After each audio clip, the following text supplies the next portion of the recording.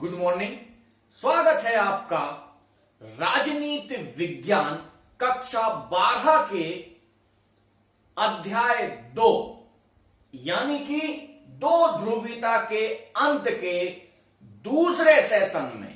पहला सेशन हमने आपको बना दिया है, आप कमेंट सेक्शन में जाके उसको देख सकते हैं। अब दूसरा सेशन हम इसका प्रारंभ करने जा रहे हैं। अब प्रश्न उठता है कि सोवियत संघ का जब विघटन हो रहा था तो वहां का राजा क्या कर रहा था, वहां के मंत्री क्या कर रहे थे, वहां की कम्युनिस्ट पार्टी क्या कर रही थी और वहां के सैनिक क्या कर रहे थे। एक इतनी बड़ी महाशक्ति जो द्वितीय विश्व युद्ध की विजेता और तिनके के तरीके से उड़ गई। क्या ये चीजें आपको समझ में आ रही हैं? ऐसा नहीं था। विघटन के समय मिखाइल गोर्बाचेव शासन कर रहे थे और मिखाइल गोर्बाचेव और सोवियत संघ के विघटन को हम देख लेते हैं कि इनके शासन में किस प्रकार से स्थितियां रहीं और कैसे कैसे विघटन को प्रोत्साहन प्राप्त हुआ। गोर्बाचेव और सोवियत संघ का विघटन 1980 के दशक के मध्य में सोवियत संघ की कम्युनिस्ट पार्टी के महासचिव बने गोर्बाचेव और इन्होंने सारी स्थितियों परिस्थितियों का आकलन किया और आकलन करने के पश्चात इन्हें लगा कि कम्युनिस्ट पार्टी ने सोवियत संघ को बहुत पीछे धकेल दिया है। अब सोवियत संघ अमेरिका की तुलना में प्रतिस्पर्धा करने लायक नहीं बचा। अब उसको प्रतिस्पर्धा के लायक बनाने के लिए गोर्बाचेव ने प्रयास प्रारंभ कर दिए और ये प्रयास क्या थे, ये दो शब्दों से आप समझ लीजिए। सोवियत संघ के ये दो शब्द बहुत ही महत्वपूर्ण हैं। नंबर 1 ग्लासनोस्ट और पेरेस्ट्रोइका। ये दो शब्द या दो विचारधाराएं ऐसी थीं कि जिनका प्रयोग गोर्बाचेव ने किया। ये विचारधाराएं थीं उदारता और खुलापन। सोवियत संघ में वहां की लैंग्वेज में इनको ग्लासनोस्ट और पेरेस्ट्रोइका कहा गया, लेकिन इनका अर्थ बेसिकली उदारता एवं खुलापन से था। गोर्बाचेव समझ गए थे कि जनता को अब स्वतंत्रता की तरफ ले जाना पड़ेगा। यदि हम जनता को स्वतंत्रता की तरफ नहीं ले गए तो एक बड़े सैनिक विद्रोह का सामना करना पड़ेगा, एक बड़े जन आंदोलन का सामना करना पड़ेगा, क्योंकि सैनिक भी तो जनता से ही आ रहे हैं। जनता से जब सैनिकों तक पहुंचेगा और एक बड़े विद्रोह का जन्म हो सकता है। इस विद्रोह को दबाने के लिए या कह लीजिए अपनी शासन सत्ता को बचाने के लिए गोर्बाचेव ने यह प्रयास प्रारंभ कर दिए। लेकिन यह प्रयास उस समय पूर्वी यूरोप के लोगों के लिए ऊंट के मुंह में जीरा साबित हुए। इन छोटे छोटे सुधारों से पुरानी स्थितियां संभल नहीं पा रही थीं और पूर्वी यूरोप के देशों को अब स्वतंत्रता का चस्का लग गया था। वो किसी भी हालत में अपनी पुरानी स्थितियों में नहीं रहना चाहते थे। अतः उन्होंने पूंजीवाद की तरफ पलायन प्रारंभ कर दिया। गोर्बाचेव एक बड़े ही उदार व्यक्ति थे। उन्होंने उन पूर्वी यूरोपीय देशों को रोकने का कतई प्रयास नहीं किया। यदि वो उनको पूर्व की भांति दबाने का प्रयास करते तो हो सकता है इसकी स्थिति कुछ दूसरी होती, लेकिन उदार चरित्र के धनी गोर्बाचेव ऐसा करने से हिचके। क्या दो स्थितियां थीं जिनमें गोर्बाचोव ने वो व्यवहार नहीं किया जो उनके पूर्ववर्ती शासक किया करते थे। देख लेते हैं कि सोवियत संघ के विरोध को दबाया नहीं गया जैसे पूर्व में दबाया जाता था। पूर्वी यूरोप के सभी देशों ने क्रमशः अपने आप को स्वतंत्र घोषित कर दिया और प्रशासन मौन रहा। प्रशासन ने उसके विरुद्ध कोई भी कार्यवाही नहीं की। दूसरा, गोर्बाचोव के सुधारों की कम्युनिस्ट नेताओं ने विरोध किया, अतः उन्हें प्रभावी रूप से लागू नहीं किया जा सका। प्रयास तो बहुत अच्छे थे लेकिन उनको लागू नहीं किया जा सकता क्योंकि कम्युनिस्ट पार्टी के जो कट्टर लोग थे वो इन सुधारों को कतई बर्दाश्त नहीं कर पा रहे थे। वो सोच रहे थे कि हमारी साम्यवादी विचारधारा को हटा के पूंजीवाद की तरफ जाने का ये उदारवादी प्रयास एक धूर्त कदम है। इस धूर्त कदम को स्वीकार ना करते हुए उन्होंने 1991 में कम्युनिस्ट पार्टी के गरमपंथी लोगों ने तख्ता पलट किया। क्या किया? तख्ता पलट किया। किसका? गोर्बाचोव का तख्ता पलट कर दिया। उन्हें लगा कि ये उदारवादी शासक हमारे विचारधाराओं, हमारी मूल्यों के साथ खिलवाड़ कर रहा है, तो इस खिलवाड़ को रोकने के लिए उन्होंने एक तख्ता पलट किया। परंतु इस समय तक जनता को स्वतंत्रता का स्वाद मिल चुका था। जनता को स्वतंत्रता का स्वाद मिल चुका था। बोरिस एल्त्सन इस तख्ता पलट का विरोध करने में सबसे आगे आए। उस समय जब तख्ता पलट हुआ तो इस तख्ता पलट को रोकने के लिए सबसे पहले और महत्वपूर्ण भूमिका बोरिस एल्त्सन ने निभाई और बोरिस एल्त्सन उस समय एक नायक के रूप में उभरे और उन्होंने कम्युनिस्ट लोगों के द्वारा किया गया, कम्युनिस्ट पार्टी के गरमपंथी लोगों के द्वारा किया गया इस तख्ता पलट को बदलने के लिए या उसे सफल न होने के लिए सबसे महत्वपूर्ण भूमिका निभाई। अब देखते हैं कि 1991 के दिसंबर में एल्त्सन के नेतृत्व में रूस, यूक्रेन, बेलारूस ने सोवियत संघ की समाप्ति की घोषणा कर दी और एक स्वतंत्र राष्ट्रों के एक राष्ट्र कुल का निर्माण किया। समस्त संधियां, समस्त उत्तराधिकारों का भार रूस ने अपने सिर पर लिया।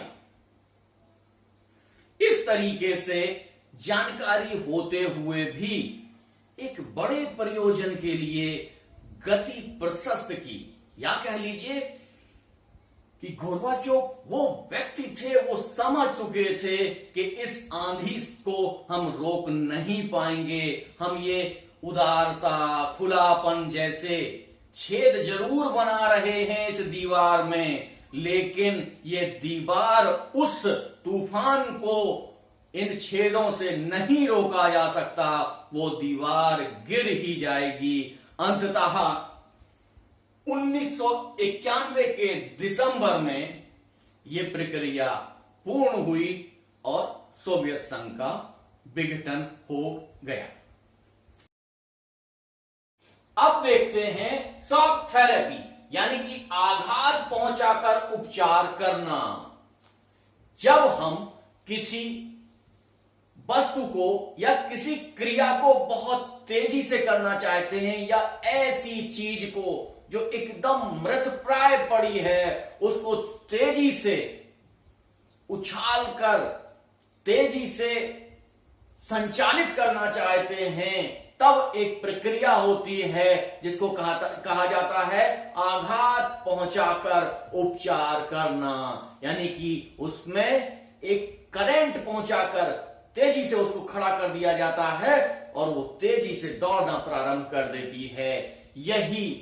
यही वो प्रक्रिया थी जिसके माध्यम से साम्यवाद से पूंजीवाद की तरफ पलायन करने वाले देशों को संचालित किया जा रहा था। देखते हैं, आप देखिए कि संपूर्ण विश्व में दो विचारधाराएं थीं, दोनों एक दूसरे से विपरीत थीं। पूंजीवाद व्यक्तिगत पूंजी की बात करता है, साम्यवाद निजी संपत्ति का पूरी तरीके से विरोध करता है। अब आप देख रहे हैं कि साम्यवाद समाप्त हो गया है, सोवियत संघ समाप्त हो गया है और उससे निकले हुए देश अब पूंजीवाद की तरफ पलायन कर रहे हैं, पूंजीवाद की तरफ जा रहे हैं। देखिए पूरा 180 डिग्री घूम रहे हैं वो, और 180 डिग्री घूमने के पश्चात वो पूंजीवाद पर पहुंचेंगे। तो ये इतनी बड़ी प्रक्रिया है। अपने सारी की सारी मनहा स्थिति, वैचारिक स्थिति को परिवर्तित करके, जहां अभी हम साम्यवादी सोच में पड़े हुए थे, हमारी मनहा स्थिति में साम्यवाद था, अब उसको पूंजीवाद की तरफ ले जाना था, प्रतिस्पर्धा की तरफ ले जाना था, प्रतियोगिता की तरफ ले जाना था। और इस बड़े कार्य के लिए आपको कुछ ना कुछ ऐसा करना था जो अलग तरीके का हो। देख लेते हैं कैसे किया। संयुक्त राष्ट्र संघ ने विश्व बैंक तथा IMF के माध्यम से साम्यवाद से मुक्त हुए देशों को पूंजीवाद की ओर लाने के लिए योजनाबद्ध प्रारूप प्रस्तुत किया। इसे शॉक थेरेपी कहते हैं। यानी कि संयुक्त राष्ट्र संघ विश्व बैंक और IMF के माध्यम से इन समस्त देशों को जो साम्यवाद से मुक्त होकर आ रहे थे, उनको की व्यवस्था पूरी तरीके से परिवर्तित करने के लिए एक नई व्यवस्था, एक नया सिद्धांत लेकर आई, जिसे क्या कहा गया, शॉक थेरेपी। अब हम देख लेते हैं कि शॉक थेरेपी की विशेषताएं क्या हैं, किन किन आधारों पर चल के ये शॉक थेरेपी पूर्व साम्यवादी देशों को पूंजीवादी देशों में परिवर्तित करेगी। इनकी मुख्य विशेषताएं क्या हैं वो देख लेते हैं। नंबर 1, राज्य की संपत्ति को समाप्त कर निजी पूंजी का विकास। यानी कि राज्य की संपत्ति, अभी क्या था, पूरी की पूरी संपत्ति राज्य की थी, सारे के सारे उद्योग धंधे राज्य के थे, खेती जो हो रही थी सामूहिक राज्य के द्वारा की जा रही थी। लेकिन अब ये सारी संपत्तियों को, सारी चीजों को परिवर्तित करके निजी हाथों में दिया जाना था और इस प्रक्रिया को बहुत तेजी से आगे बढ़ाना था। अगला देखते हैं कि बड़े उद्योगों का निजीकरण क्या है, कि जो बहुत बड़े बड़े उद्योग हैं, उन उद्योगों को अब राज्य संरक्षण से हटाकर निजी हाथों में सौंपना था, उनका निजीकरण करना था। कई उद्योगपति या एक उद्योगपति उनको चलाने वाला था। अगला है मुद्रा की परिवर्तनीयता, यानी मुद्रा अब परिवर्तनशील होगी। यानी कि सभी देशों की मुद्राओं का एक मूल्य होगा, उस मूल्य के आधार पर इन देशों की जो मुद्राएं हैं उनको आपस में अदला बदला जा सकेगा। ऐसा नहीं है कि रूस की मुद्रा को अमेरिकी मुद्रा से न बदला जा सके। इसमें मुद्रा की पूर्ण परिवर्तनीयता को लागू किया गया। अगला है मुक्त व्यापार की नीति का पालन करना, यानी कि किसी भी प्रकार की ड्यूटी नहीं लगानी है। प्रत्येक व्यक्ति प्रत्येक बाजार में जाकर अपना सामान बेच सकता है,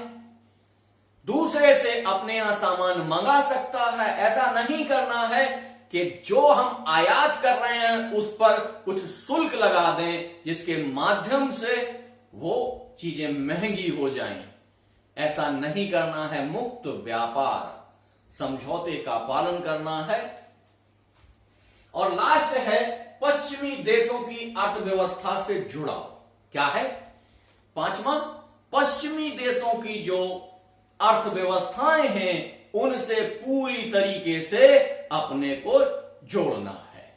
इन सब चीजों के माध्यम से शॉक थेरेपी का एक प्रारूप तैयार किया गया और उस प्रारूप पर लोग चल पड़े।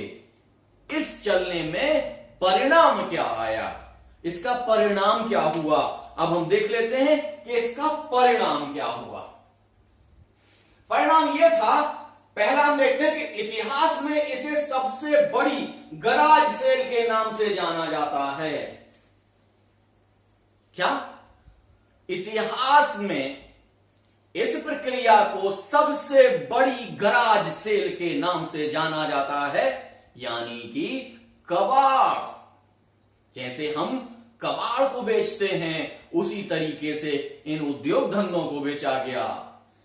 बहुत बड़े बड़े उद्योगपतियों ने क्या किया, उन उद्योगों का मूल्य इतना कम दिखाया, उन मशीनों का मूल्य इतना कम दिखाया, मुद्रा की वैल्यू इतनी तेजी से गिरने लगी, रूस की मुद्रा लगातार नीचे गिरती चली गई। इन सारी परिस्थितियों को देखते हुए भी इन सारे उद्योगों को बेचा गया या निजी हाथों में दिया गया। अगला देखते हैं, सोवियत अर्थव्यवस्था पूरी तरीके से चरमरा गई। पहले से ही सोवियत अर्थव्यवस्था खराब थी, लेकिन इस स्थिति में आके जब ऐसी स्थितियां उत्पन्न हो गई कि हमारी रखी हुई चीज को, हमारे माल को लोग कम से कम पैसे में खरीद रहे थे, तो वहां की स्थितियां बहुत विकट हो गईं। अगला है, समाजवादी व्यवस्था समाप्त हो गई। जो जागरूक लोग थे वे अमीर होते चले गए और जो आलसी थे वे पूरी तरीके से गरीब हो गए। आप समझ लीजिए कि परिवर्तन की प्रक्रिया चल रही है। उस परिवर्तन की प्रक्रिया में जो तेज और चालाक व्यक्ति होते हैं, वो तेज और चालाक व्यक्ति तुरंत लाभ लेकर अपने को ज्यादा से ज्यादा धनी बना रहे थे, और जो लोग सीधे सच्चे और आलसी प्रकृति के थे वो व्यक्ति अपने घरों में बैठे रह गए और गरीब के गरीब रह गए। उनके पास एक समय खाने के लिए भी नहीं था। ऐसी स्थिति में देश में अमीरों और गरीबों के बीच एक बहुत लंबी गहरी खाई खिंच गई, जिसे पाटना सदियों का कार्य हो गया। अगला देखते हैं, माफिया वर्ग का उदय।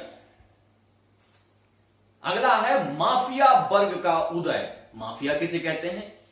एक व्यक्ति जो स्वयं ही वो कार्य करे, दूसरे को कार्य ना करने दे किसी भी प्रकार से। जैसे उस सेल में अगर ज्यादा लोग इकट्ठे होंगे, ज्यादा लोग आएंगे, तो उन उद्योगों की कीमतें बढ़ती चली जाएंगी, बोली लगेगी, प्रतियोगिता होगी। लेकिन ऐसा नहीं, कुछ माफिया खड़े हो गए कि नहीं, इन उद्योगों को हम खरीदेंगे, उन उद्योगों को हम खरीदेंगे, और इस तरीके से संपूर्ण अर्थव्यवस्था को एक छोटे से लोगों के हाथ में आ गई, और उस हाथ में आने के कारण पूरी की पूरी व्यवस्था ही भ्रष्टाचार में लिप्त हो गई। एक भ्रष्ट व्यवस्था दिखाई देने लग गई। अगला देखते हैं, सत्ता प्राप्त लोगों ने अपने कार्यकाल को 10 वर्षों तक बढ़ा लिया। यानी कि जब बंटवारा हो रहा था, देश निकल रहे थे, एक देश में से 2 देश 3 देश बन रहे थे, उसी दौरान उन देशों के शासकों ने उन देशों पर शासन करना प्रारंभ कर दिया। और ये जो नई प्रक्रिया थी स्वतंत्रता की, प्रजातंत्र की, लोकतंत्र की, इस लोकतंत्र की प्रक्रिया को आने में अब समय लगेगा।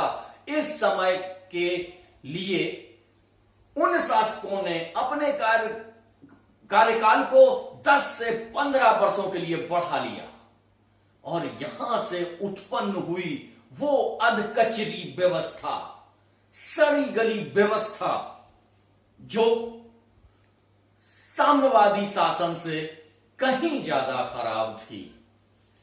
ना लोग साम्यवादी शासन की तरीके से रहे और ना पूंजीवाद की तरफ भी जा पा रहे हैं। वहां बीच में एक संक्रमण में फंस गए और इस संक्रमण में फंसाने वाले कौन थे? उनके शासक लोग, जो अपनी गद्दी या अपनी कुर्सी बचाने के लिए लोगों के हितों का कतई ध्यान नहीं रख रहे थे। अगला है खाद्यान्न संकट पैदा हो गया। जब सामूहिक खेती होती थी, राष्ट्रीय खेती होती थी, राज्य के द्वारा संचालित खेती होती थी, उस समय खेती चल रही थी। लेकिन अब स्थितियां ये हुई कि खेती करेगा कौन, किस व्यक्ति की है ये खेती?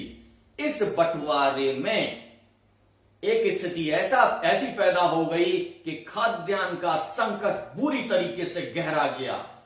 एक स्थिति में बहुत सारे लोग भूखों मरने लगे और इस भूख से तड़पते हुए लोगों को देखकर लगा कि ये साम्यवादी देश कहां चल दिए, कहां की ओर जा रहे हैं। तब IMF, वर्ल्ड बैंक और लोगों ने उनको सहारा दिया कि कम से कम खाना तो खा सकें वो लोग। आगे देखते हैं। चेचन्या में गृह युद्ध प्रारंभ हो गया। चेकोस्लोवाकिया में चेक और स्लोवाकिया 2 भागों में बंट गए। बाल्कन गणराज्य यूगोस्लाविया कई भागों में विभाजित हो गया। यानी कि शॉक थेरेपी की जो गति थी, कई जगह तेज थी, कई जगह धीमी थी, कई जगह और धीमी थी, लेकिन दिशा एक ही थी उसकी कि उन सारे देशों को पूंजीवाद की तरफ ले जाना। ये एक ऐसी प्रक्रिया थी जिसका ज्यादा वर्णन करना दुखदाई और कष्टदायी होगा। अब हम आपको लेकर चलते हैं पूर्व साम्यवादी देश और भारत के संबंध। क्या कहते हैं कि भारत और रूस बहुध्रुवीय विश्व का सपना देखते हैं। कैसे? कि जब सोवियत संघ का विघटन हो गया तो विश्व केवल एक ध्रुवीय बचा, अमेरिकी वर्चस्व स्थापित हो गया। लेकिन भारत और रूस ने मिलकर यह सपना देखा कि ऐसा नहीं होना चाहिए, संपूर्ण विश्व को बहुध्रुवीय होना चाहिए, कई ध्रुव हों इसमें जो शक्ति को संचालित करें, एक दूसरे को नियंत्रित करें। यानी कि संतुलन का सिद्धांत, शक्ति और संतुलन का सिद्धांत बना रहे। अगला देखते हैं कि भारत तथा अन्य पूर्व साम्यवादी देशों से व्यापार करते हैं। भारत की हिंदी फिल्मों को वहां बहुत पसंद किया जाता है। भारत तेल का आयात भी इन्हीं देशों से करता है। रूस ने भारत को क्रायोजेनिक इंजन देकर अंतरिक्ष प्रोग्राम को एक नवीन दिशा प्रदान की। भारत का जो अंतरिक्ष प्रोग्राम है उसमें रूस की बहुत बड़ी भूमिका है। यदि वो हमें क्रायोजेनिक इंजन नहीं देते तो हम उस प्रौद्योगिकी तक पहुंचते ही नहीं। क्रायोजेनिक इंजन लेकर हमने अपनी प्रौद्योगिकी का निर्माण किया और आज हम अंतरिक्ष के क्षेत्र में बहुत आगे निकल गए हैं। ये रूस से हमारे संबंधों की बदौलत होता है। भारत ने ब्रह्मोस मिसाइल भारत और रूस के संयुक्त प्रयास का फल है। जो हम मिसाइल, ब्रह्मोस मिसाइल की चर्चा करते हैं, वो ब्रह्मोस मिसाइल रूस और भारत के संयुक्त प्रयास का फल है। और लगभग 80 समझौते भारत और रूस के मध्य हुए, जो अभी चल रहे हैं। हमेशा भारत और रूस एक दूसरे का सहयोग करते हैं, एक दूसरे का साथ देते हैं। इस तरह हम देखते हैं कि पूर्व साम्यवादी देशों के साथ भारत का संबंध वैसा ही है, लोग वैसे ही हैं, लोग भारत को पसंद करते हैं जैसा पूर्व में सोवियत संघ के साथ भारत का संबंध था। हम आपको ये बता दें कि इस पाठ में इससे ज्यादा आपको जानने की आवश्यकता नहीं है। हमारे इस व्याख्यान से ही आप अपने नोट्स बना लेंगे। हम आपको किसी भी प्रकार के नोट्स प्रोवाइड नहीं करेंगे। बहुत सारे चैनल के लोग हमने देखे हैं कि जो नोट्स भी बेचते हैं, कहानियां भी बेचते हैं, व्यापार बना दिया है इस क्षेत्र को। लेकिन हमारा उद्देश्य ये नहीं है। हम यहां व्यापार के लिए नहीं आए हैं, हम एक सरकारी शिक्षक हैं। केवल और केवल उन छात्रों के लिए इस प्लेटफॉर्म का उपयोग कर रहे हैं जिनके पास अपने टीचर नहीं हैं, अपने सब्जेक्ट के टीचर नहीं हैं, जो दूर दराज इंटीरियर में रहते हैं, जो एक शिक्षक का खर्च वहन नहीं कर सकते हैं। उन लोगों के लिए हमारा ये प्रोग्राम है। और मैं आपको एक चीज और बता दूं कि यदि आपको हमारी पढ़ाई हुई चीजों में कोई चीज समझ में नहीं आ रही है, तो निस्संदेह ये केवल और केवल हमारी गलती है। हम आपको वो चीजें नहीं समझा पा रहे हैं। इसलिए यदि आपको कोई चीज ना समझ में आई हो तो कमेंट सेक्शन में लिखकर हमें जरूर बताएं और हम आपकी सेवा में हमेशा तत्पर रहेंगे। धन्यवाद।